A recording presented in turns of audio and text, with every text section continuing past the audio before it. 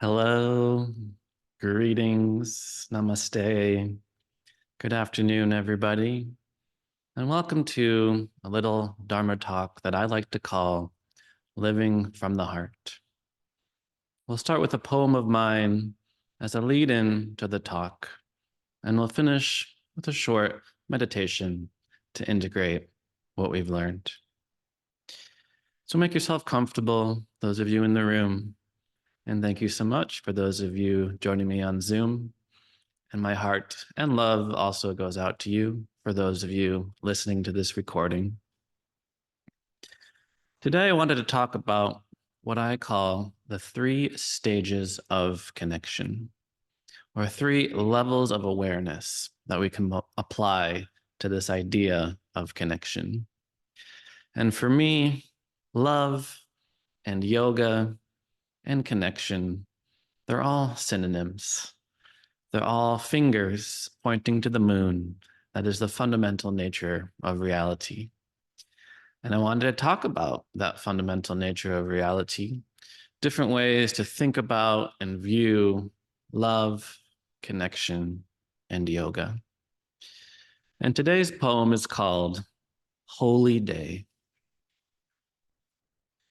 You are sacred. Your life is sacred. There is a hidden holiness to all that is. Leaves are our prayer flags. Winds send divine scripture through the air. Psalms are delivered daily on breaking waves.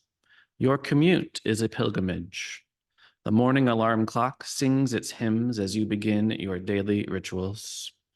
The warm shower baptizes your childhood innocence. The leaky faucet drips rosary beads, forgiven by the drain. The refrigerator turns on and quietly ohms. It's a lovely motorcycle right now going by and ohming. Every smile we can offer becomes a blessing. And this day, if you allow it, will be a slow revealing of your divine destiny.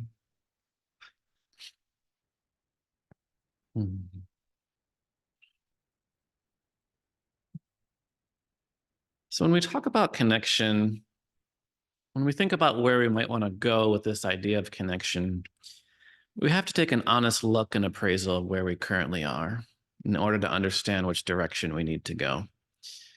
What is the common human experience? And I find that the common human perception of the world is almost like a set of billiard balls bouncing off one another.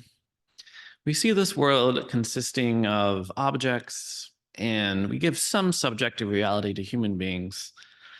Most of the rest of the world is considered objective, and these are just interacting with each other. Person A talks to person B. Person A hands an object to person B. This reaction, this set of billiard balls bouncing off of one another, all started with the Big Bang, when all the matter and energy of the universe was created. And since then, since that moment, everything has just been playing itself out. If you had a large enough computer to calculate all the variables at the very beginning of the universe, you'd be able to model everything that has happened since then.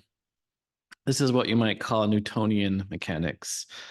When we see a car crash into another car, when we see one planet crash into another planet, when we see Jack throw the ball to Jill, when we see the tiger eat an alligator, we see separate, distinct things or entities or nouns interacting with other distinct entities or nouns. And I think this is the common level of human awareness. This is the modus operandi of most human beings. And it's a useful one. Absolutely. It's useful to reach into our pocket to pull out $20 to hand to the cashier so that they can hand us our lunch that we will then consume. So it's useful. I'm not necessarily downgrading this level of awareness, but just simply pointing out it is one level of awareness. And there are other planes of reality, planes of consciousness, planes of awareness that we can shift to. Because it's important to recognize that the human mind is great at separation. In fact, as I'm speaking right now, your human mind is separating me over here and you over there. And your whole life, you have felt like you are this distinct, separate entity looking out at this world full of other distinct and separate entities. And the human mind loves to make separation, loves to make distinctions. For example, if I asked you to get out a pen and paper and list all the differences between men and women, you'd have no problem at all listing every little difference that you have noticed throughout your life. Now, what if I asked you to list all the similarities between men and women? No doubt you could come up with some, but you might find it's a lot harder. It's a seemingly harder task, even though there is much more that connects us than separates us.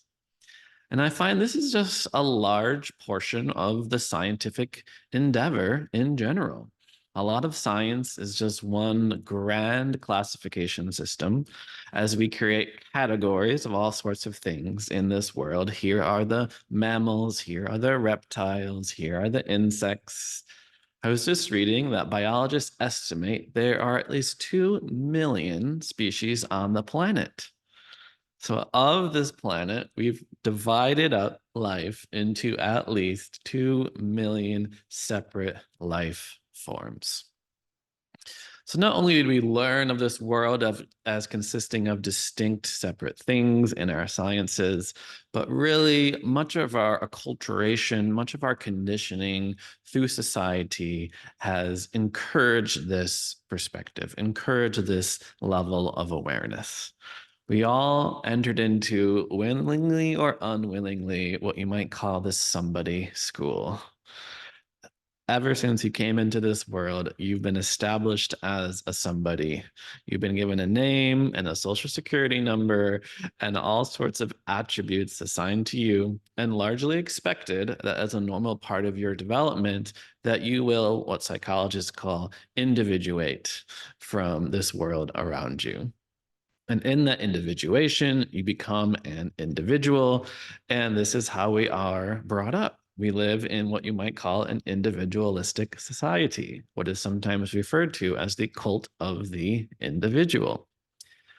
And you can imagine what naturally happens when we have been set up to be a somebody, when we have been set up to be an individual, a separate identity, is we feel disconnection. We feel isolation. We feel loneliness. We feel almost an alienation from this world around us. So, while this level of awareness is, again, certainly useful, it's a tool, it's a lens, and we can use this lens to remember where we last put our car keys, and at the same time acknowledge that there are other ways of being, there are other layers of consciousness. So as we shift from, say, channel one or the first stage of awareness that says things are largely separate entities interacting with one another, we can enter the second stage. And the second stage acknowledges and recognizes that everything is connected.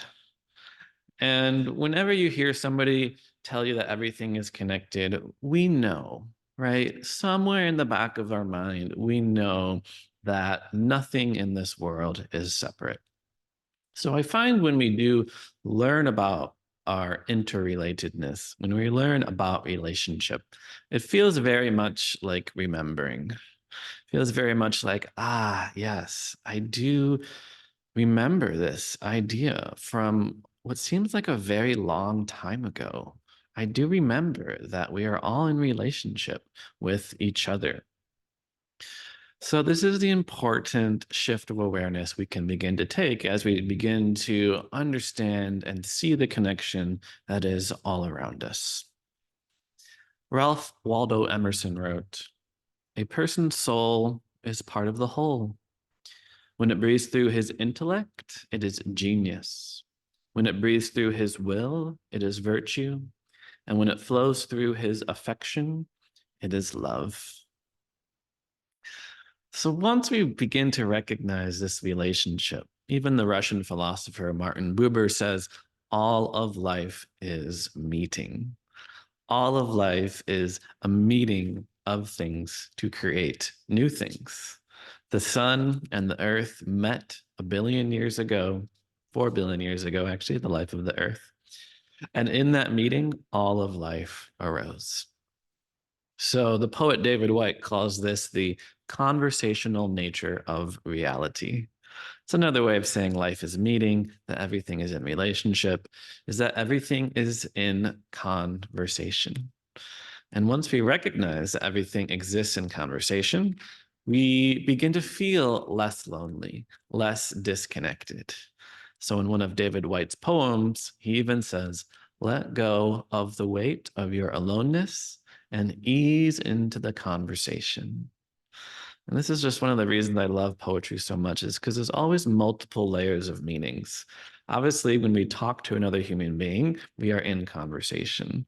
So we can let go of our idea of separateness and begin to truly relate with another human being through conversation. And at the same time, we can recognize that we are in conversation with much more than simple human beings. We are in conversation with the world around us. Even our breath is a conversation with the world. The breath is a conversation with all the plants on this earth that have exhaled oxygen in order for us to inhale. So we can let go of the weight of our aloneness and ease into the conversation by understanding, seeing, and remembering how everything is connected. Everything exists in a web of relationships. So as we begin to move away from the billiard ball view of the universe, we see much more of a natural webbing, right? Just like a spider web has one point, one node that's connected to all these other nodes. As we do acknowledge our relatedness with the world, we see just how deeply connected we are to other things and other beings. So John Muir, the famous naturalist, wrote, when we try to pick out anything by itself, we find it hitched to everything else in the universe. So it's a remembering that everything is connected. And it's important to remind ourselves of this. Just as Thich Nhat Hanh says, the most important thing is to remember the most important thing. This is our remindfulness practice. This is our recollection practice, our remembering practice. Because I find that we often don't act like everything is connected. And in this world of individualism, in this cult of the individual, we so easily blame one person for what is really a failure of society. So we fail to see how all behaviors that a human being does is conditioned. So Oprah, for example, and Dr. Bruce D. Perry have a wonderful book. It's literally called What Happened to You? And they write in this book how important it is to shift away from what is wrong with you. Why did you do this bad thing and this bad behavior, to what happened to you? Early on in your childhood, how were you raised that conditioned you in a certain way to behave a certain way later on in life? So in this book, What Happened to You, they write, everything matters. Everything that's ever happened to you, ever happened to your mother, ever happened to the mother before her, and to the father, and so on. Everything matters. So we're shifting, right? We're shifting from seeing things as separate to seeing things as connected. And you might even see this force of connection as the divine. John O'Donohue writes that each life is clothed in a remnant of spirit that secretly links it to everything else. So it's almost like we're swimming in spirit. It's not even like we're in this web of strands that connects us to other beings. It's like we're all in this pool, swimming in this one pool together, obviously connected by this medium of water, of which is inside of us. Just as we are 70% water, we are infused with spirit. And so is every particle that connects us to every other human being. So this is the second level of awareness, simply a remembrance and acknowledgement that everything is connected, that everything is interrelated. But just as the billiard ball model begins to break down under the slightest scrutiny, you also find that this web of relationships also fails to last, also fails to remain a robust model once we acknowledge the true nature of reality. Because when we begin to think of distinct objects or subjects connected through distinct threads to other subjects and objects, we eventually have to add more and more and more threads.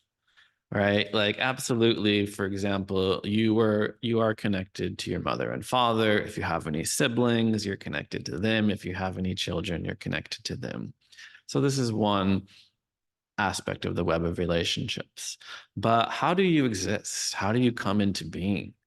And we all know, for example, if the Earth was closer to the sun or further away from the sun by a certain amount, that life wouldn't exist on this planet. In other words, your existence is dependent on millions of factors, trillions of factors are connecting you to everything else. So just as your breath is an exchange with the world around you, your breath is one way that we are connected to the world. So too, we have to consume water, we have to consume food. So you might just have a strand connected to all the food and the water on the earth. And eventually you get so many more strands that this model, this level of awareness begins to break down.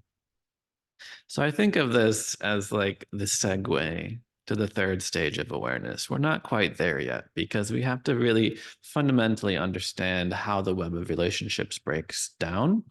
And a huge way it breaks down is through time. Like perhaps if we took a snapshot of this present moment, we could see the web of relationships. But if you go forward in time or back in time, we'll see how those, what we call distinct nodes on the web, begin to break down. So Mary Oliver put it this way. She wrote, "This morning, the beautiful white heron was floating above the water, and then into the sky of this one world we all belong to, where everything, sooner or later, is a part of everything else, which made me feel, for a little while, quite beautiful myself." I love that line. Sooner or later, everything is a part of everything else. So we know that. We know that in this supposed web of relationship, things are breaking down to form other things, and those things break down to form other things. Even the calcium in our teeth and the iron in our blood was formed in stars that exploded billions of years ago. So eventually, everything is a part of everything else. So even when we say there's 2 million species on the planet, it's like that's a great way to categorize life for certain scientific purposes. But how many of those creatures are dependent on the existence of how many other creatures? If the flower depends upon the bee for its survival, can we really say that they are distinct and separate creatures if one cannot exist without the other one? And along with like the distinct nodes breaking down, we have to realize that what we consider separate is quite the illusion. So as I mentioned, we're 70% water, right? So when you think I'm a separate and isolated entity, it's like things are flowing through you at all time. You're also 3 pounds of bacteria. So when you think, I'm separate, what part of you is separate from other things? So this is a key concept of what the Buddhists call interdependence, which is basically that is because that is, and that is not because that is not. Do you get it? We depend on everything around us. I'm depending on gravity to keep me sitting here. I'm dependent on the pressure of the air around me to keep my body held together. I'm dependent on the water that flows through me, the air that flows through me, and all the creatures, the plants, to provide me with the sustenance in order to live. If the sun were to disappear, we would not last very long. We are just as dependent on the sun as we are the air, food, and water that we breathe. So this finally takes us to the third level of awareness, moving away from distinct billiard balls bouncing off one another, moving away from the web of relationships where everything is connected. We realize when we say everything is connected, those things, separate and isolated entities, are not things at all. It's a conduit. Things are flowing through us. So the third stage recognizes this. Everything is a reflection of everything else. This was so eloquently described by William Blake, who wrote, "To see a world in a grain of sand and a heaven in a wild flower. Hold infinity in the palm of your hand and eternity in an hour." Do you begin to understand? Everything is a reflection of everything else. And a huge reason for that, because what we define as distinct nouns in this world, distinct separate objects and entities, are not separate at all. In fact, there is no inherent beingness to these things. So, what I mean by that is the Buddha often used the metaphor of a carriage. And nowadays, we'd probably use the metaphor of a car. Basically, that a car is full of what you might call non-car elements. What we call a car is empty of any inherent carness. So the way the Buddha would do it in modern times is he would say, is the car in the wheels? Is the car in the steering wheel? Is the car in the engine? Is the car in the doors? And you have to recognize the answer to all those questions is, of course, no. There is no car. If you just had wheels, you would have no car. So similarly, within the car, you have nothing but non-car elements. Nothing but non-car elements. So this is the fundamental tenet of anicca, of emptiness, right? When we say emptiness, it's always empty of something. People think empty means nothing. It means empty of inherent essence to its being. So the car is empty of carness. You are empty of you-ness. Just as the car is full of non-car elements, you are full of non-you elements, like the plants that you ate, like the water that you drank, like the bacteria in your belly. You are full of non-you elements. So essentially, within you, there is no you. That's the bad news. The good news is that within you, there is everything else, because you are a unique reflection of the entire universe. You are not you, you are everything else. So it's hopeful, it's promising coming to this realization, because even your ancestors are inside of you, not just your mother and father, but their mother and father all the way down the line. Your parents are inside of you, your ancestors are inside of you. So healing yourself is healing your ancestors and your parents. So we can begin to recognize there's no one home. right? There are thoughts, but no thinker. There is listening, but no listener. And a common metaphor that's used to describe this is imagine yourself on a beautiful day like today, laying down in your canoe on a beautiful lake. And you can feel the breeze coming in, and that you're just floating on the water. And you're lying down, so you can't quite see where the canoe is going. But you know you're in a lake and you're safe, and you're not going to go down any waterfalls or anything. And then suddenly, your canoe gets rammed by a boat. And you get a little angry, because who wouldn't get angry if your perfect peaceful day was ruined by a boat?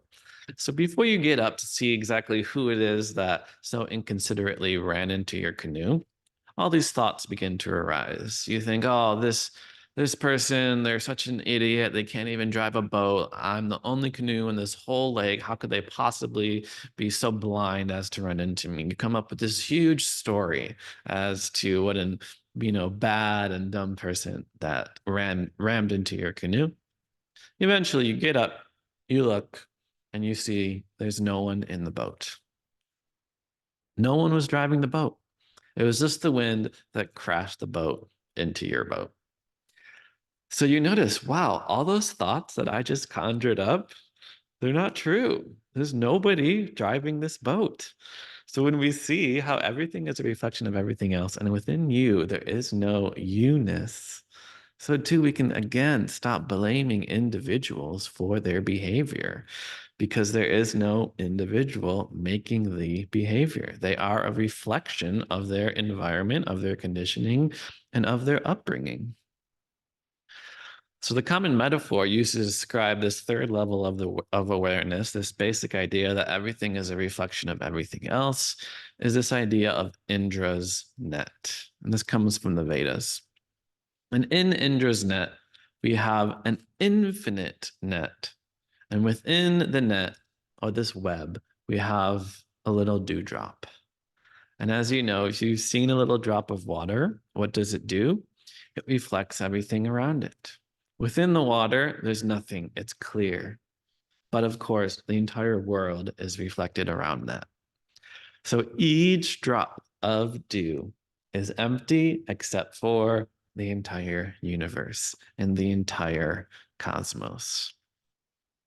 So, this is the third level of awareness that we can begin to cultivate, a deep understanding that within what we call things, there is no thingness, but there is the entire universe. Mahmud Shabastari, the Sufi poet, put it this way: every particle of the world is a mirror. In each atom lies the blazing light of 1,000 suns. Cleave the heart of a raindrop, 100 pure oceans will flow forth. Look closely at a grain of sand. The seed of 1,000 beings can be seen. The foot of an ant is larger than an elephant. In essence, a drop of water is no different than the Nile. In the heart of a barley corn lies the fruit of 100 harvests. Within the pulp of a millet seed, an entire universe can be found. In the wing of a fly, an ocean of wonder. In the pupil of the eye, an endless heaven. Though the inner chamber of the heart is small, the Lord of both worlds gladly makes his home there.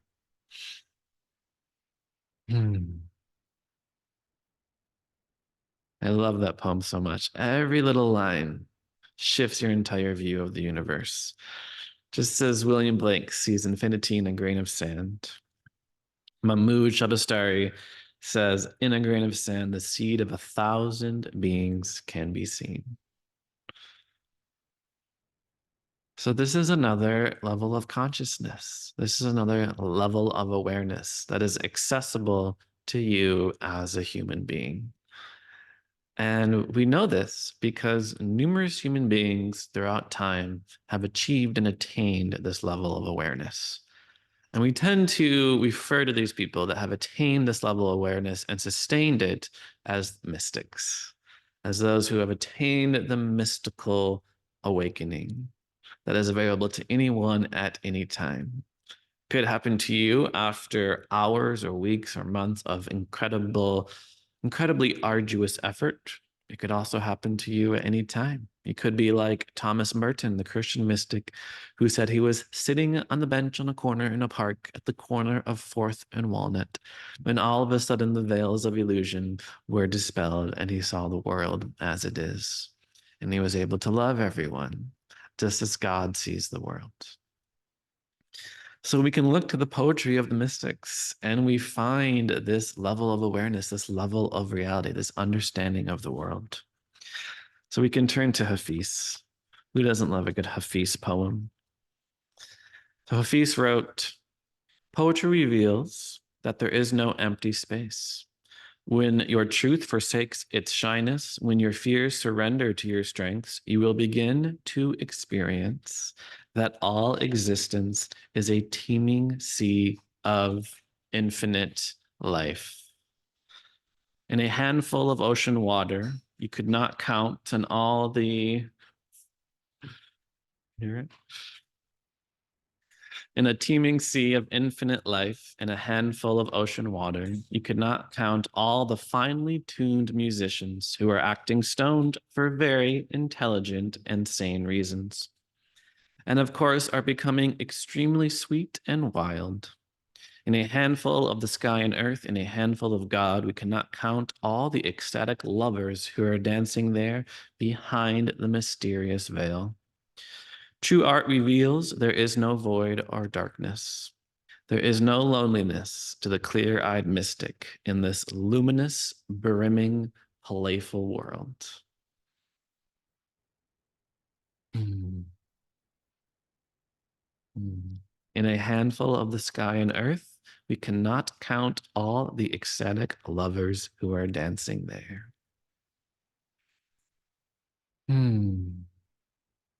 What an incredible way to live in this world. To see infinity in a grain of sand, to see in a handful of the earth all the ecstatic lovers who are dancing there.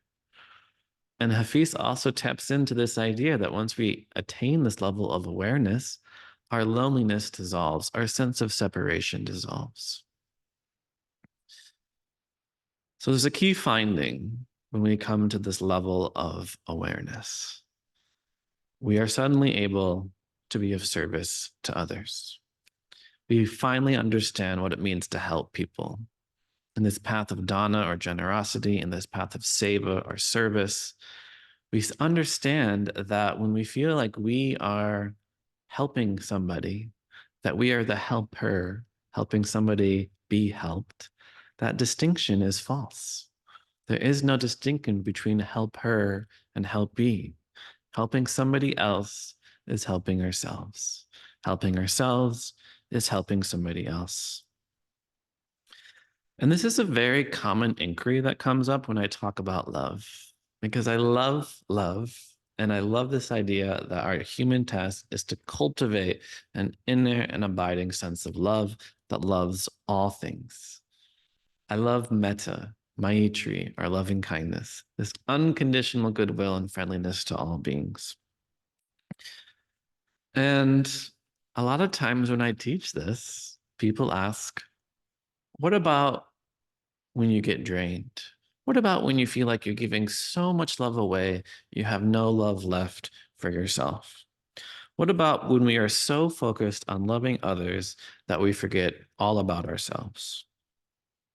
And I think many of us have this experience where we serve others, whether it's our children, our customers, our clients, our patients, or our boss. We spend all day serving others, and at the end of the day, we're super depleted. And it's very easy to come to the conclusion that we have given too much of ourselves away, that we have given too much of our love away, and our cup is fully empty.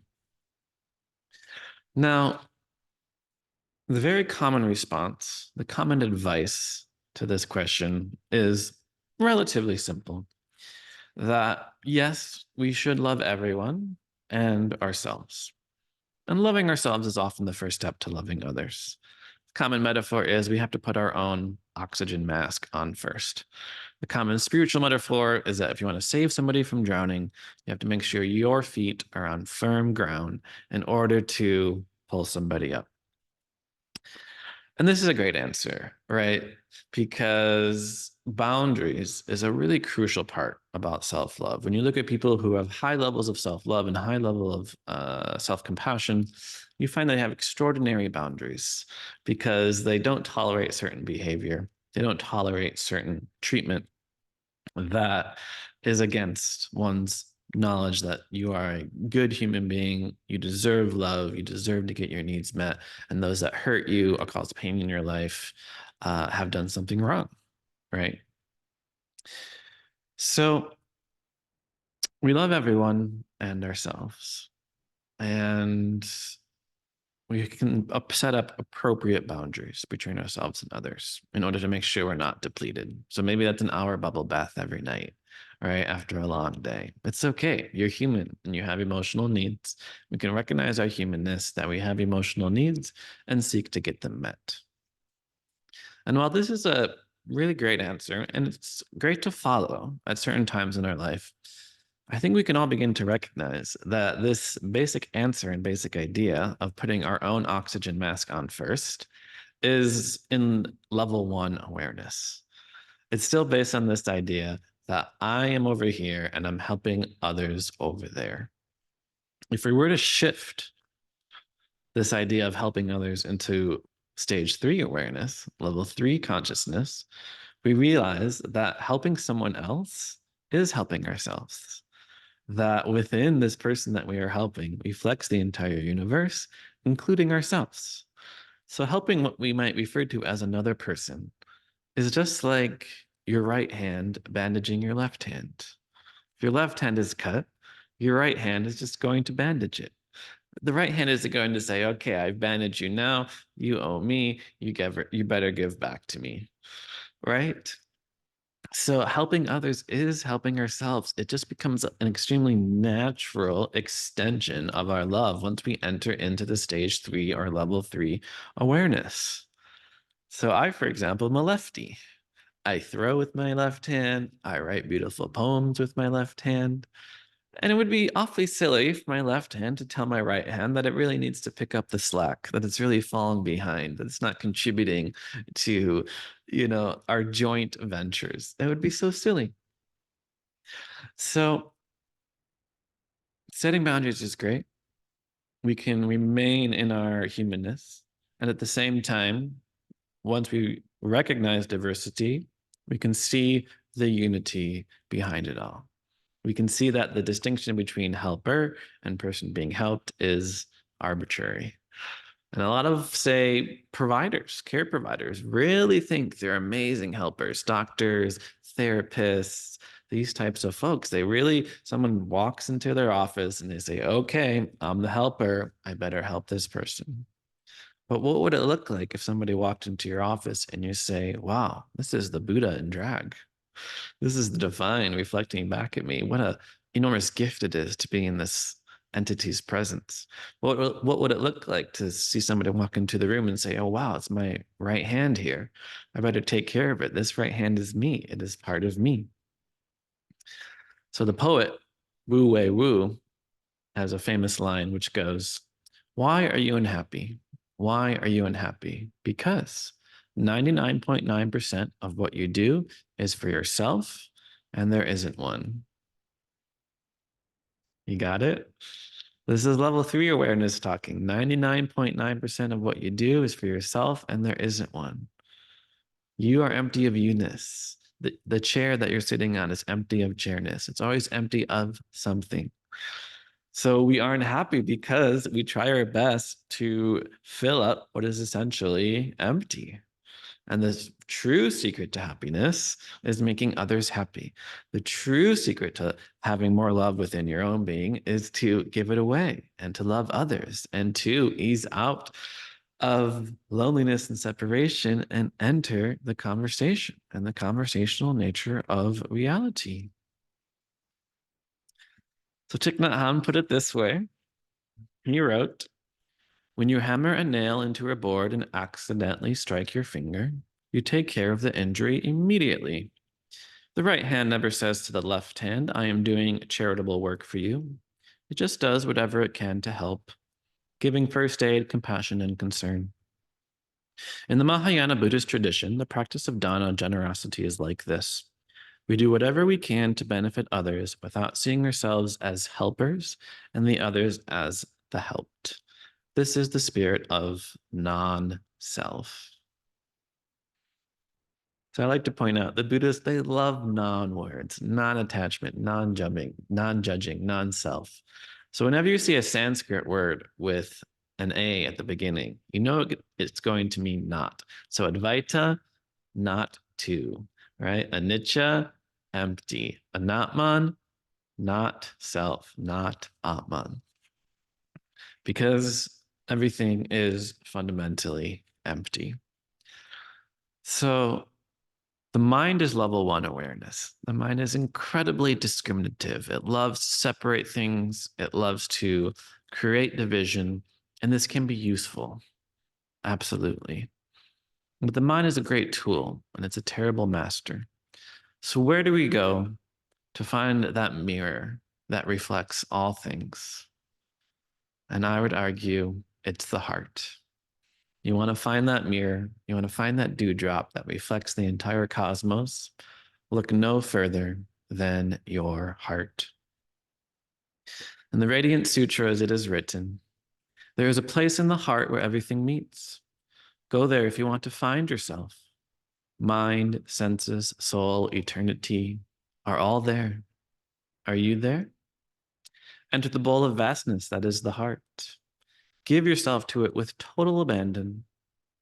Once you know the way, the nature of attention will call you to return again and again, and be saturated with knowing, I belong here. I am at home here.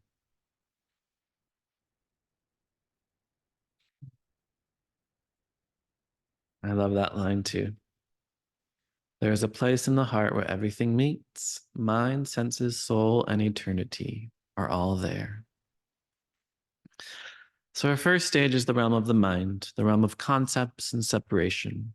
Any concept that ever occurs in your mind is based in duality.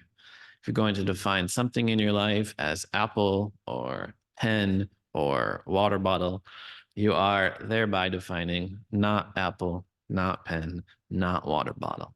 Light implies dark, south implies north, life implies death. The mind is a separation making machine.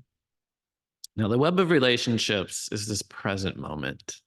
All right. In this present moment, we can see how everything is connected, how everything depends on everything else. And if you try to pick out one thing from the universe, we find everything else is connected to it. Everything else is affected. And this is a crucial understanding in understanding what it means to be human. We are relational beings. We are social beings. We have social brains that are wired for connection. And the third stage is Indra's net, that everything is a reflection of everything else. This is the perspective of the heart that can take it all in, a heart that can encompass the world.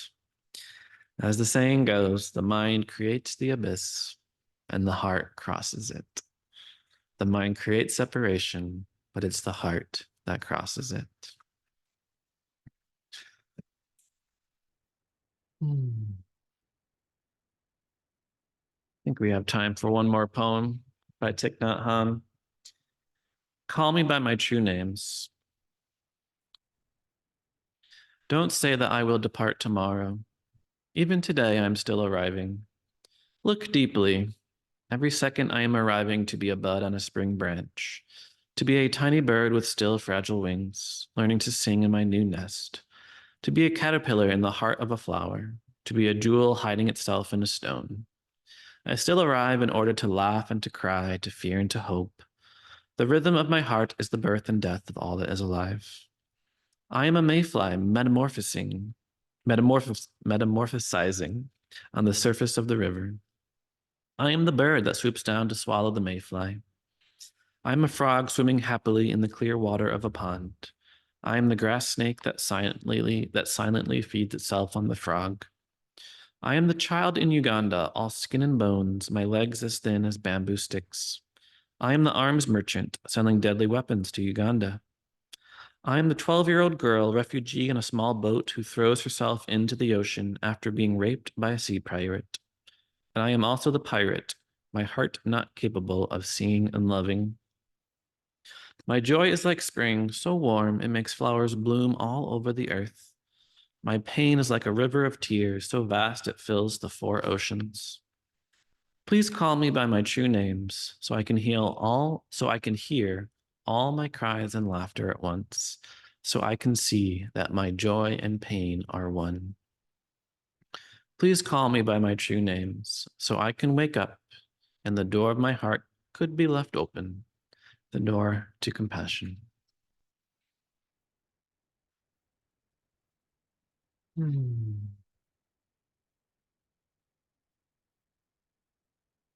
So I think we all see the connectedness of this poem, this third level of awareness of this poem.